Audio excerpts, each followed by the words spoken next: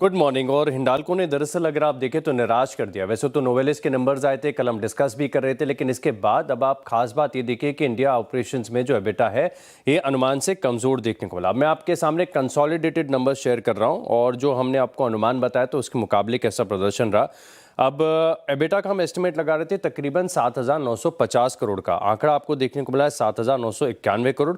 हालांकि मार्जिन्स बिल्कुल 12% अनुमान के मुताबिक देखने को मिले, लेकिन एक चिंता का कारण ये है कि थोड़ा सा नुकसान ये जो फायर इंसिडेंट हुआ है उसके चलते ऑपरेटिंग परफॉर्मेंस इंडिया की जो है वो आई है थोड़ी सी अनुमान से कमजोर, साथ में नेट डेट में इंक्रीज देखने को मिला। तो अब मैनेजमेंट क्या कहता है, कितने समय में नॉर्मलाइज हो जाएगा और क्या इनकी जो नेट डेट टू एबिटा की लॉन्ग टर्म की गाइडेंस है इसमें कोई बदलाव होता है कि नहीं, थोड़ी देर में हम मैनेजमेंट से जानेंगे। लेकिन नंबर्स के लिहाज से अगर आप देखें तो 2,610 करोड़ का एक्सेप्शनल लॉस भी देखने को मिला है।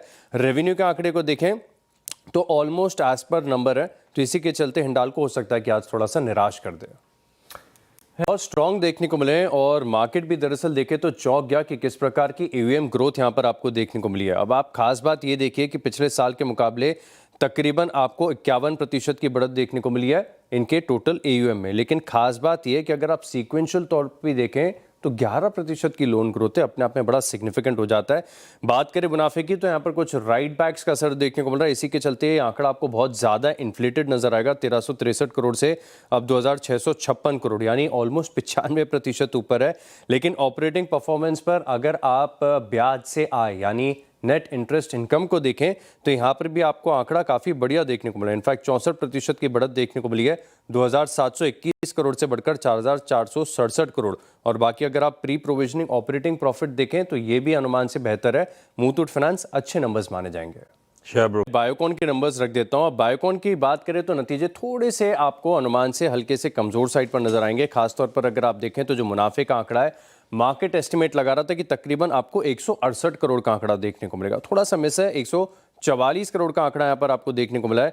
बात करें रेवेन्यू की तो 4,556 करोड़ ये मार्केट का अनुमान था, 4,173 करोड़ का आंकड़ा देखने को मिला है। और एबिटा के फ्रंट पर 924 करोड़ का अनुमान था, 834 करोड़ का आंकड़ा है। हालांकि मार्जिन स्लाइट ही मिस है क्योंकि 20.3% ये एक्सपेक्टेड था। 20% के एबिटा मार्जिन कंपनी ने रिपोर्ट किए हैं और मुनाफे में भी अगर आप देखें तो कुछ खास दम नहीं है। तो बायोकॉन की बात करें तो नंबर्स जो है अनुमान से कमजोर है। ओके इंडियन होटल्स ये स्टॉक लेकर आता हूं स्क्रीन पर और यहां पर देखें तो नंबर्स अच्छे नजर आएंगे। खासतौर पर अगर आप देखें तो ऑपरेशनल फ्रंट पर, हालांकि इन्होंने ताज जीवीके में जो हिस्सेदारी बेची थी इसका एक इम्पैक्ट है, लेकिन ऑपरेटिंग परफॉर्मेंस में मैं आपको बताता हूं रेवेन्यू पर अवेलेबल रूम ये जो रेवपार होता है इसमें पिछले साल के मुकाबले 7% की बढ़त यहां पर आपको देखने को मिली है। तो इंडियन होटल्स देखेंगे कि स्टॉक कैसे रिएक्ट करे। बात करते हैं पेट्रोनेट एलएनजी की तो यहां पर नंबर्स में मजा नहीं है, इनफैक्ट थोड़ा सा निराश ही कर दिया है।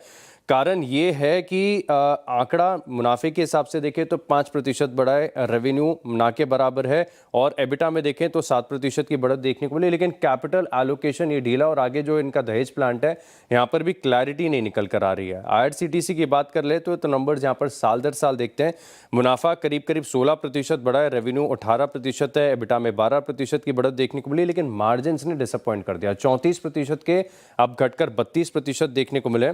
कुछ कैश के नंबर्स हैं आपके सामने रख देता हूं। इंजीनियर्स इंडिया यहां पर फोकस रख सकते हैं, कारण ये है कि बहुत बढ़िया स्ट्रांग नंबर्स देखने को मिल रहे हैं, काफी क्वार्टर से लगातार बड़े अच्छे नंबर दे रहा है। 109 करोड़ का मुनाफा 348 करोड़ का हो गया, रेवेन्यू में करीब करीब 58% की बढ़त देखने को मिली है, एबिटा में जबरदस्त ग्रोथ है और मार्जिन जो कि 13% के थे अब वो बढ़कर 29% के हो गए। ओके चलिए, स्टैनली लाइफ यहां पर नजर रखिएगा, ये स्टॉक हमने डिस्कस किया था, एक बार इसके लिए जिक्र कर देता हूं। क्या भयानक नंबर देखने को मिला है, रेवेन्यू 110 करोड़ से घटकर 104 करोड़ की होगी, एबिटा 37% घटा, 21 करोड़ से 13 करोड़ का आंकड़ा देखने को मिला है, मार्जिन जो कि 19% के थे वो घटकर 12.5% हो गए और मुनाफा हो गया साफ। 9 करोड़ का जो मुनाफा पिछले साल था इस बार 60 लाख का मुनाफा दर्ज किया है, 6 महीने में 42% नीचे। ओह माय गॉड, क्या नंबर।